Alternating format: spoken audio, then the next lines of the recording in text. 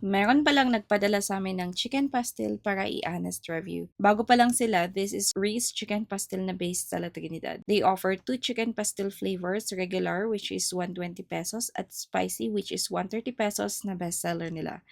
And here's our honest take. Hindi kami food experts ha, based lang ito sa sarili naming panlasa at preference. For the regular pastil, tender yung shredded chicken, malasa, and andun yung lasa ng garlic. Sakto yung alat, sakto yung oiliness, buttery at di nakakasuya. This is a 9 over 10 for us. And for the spicy pastil, tender yung chicken talaga. Sakto yung pagka-oily. Sa unang kagat, andun kagad ang saktong alat at linamnam. Andun din kagad yung sipa ng anghang. Sakto na satisfying yung anghang, hindi na overpower ang lasa ng pastil. Naimas. Mas naimas ko dito spicy.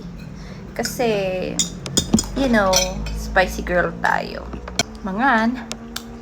This is a 10 over 10 and mukha lang kulang sa video yung serving per jar pero parang sobra pa nga sa 150 grams. Kaya sulit na sulit talaga. Lasa pa lang alam mong hindi tinipid sa ingredients. Sarap niya.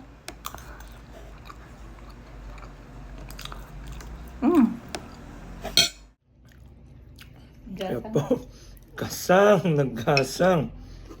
Emas. Mas maparais ka no kastoy. So ano pang hinihintay nyo? Order na sa Reese Chicken Pastil and like and follow for more honest reviews.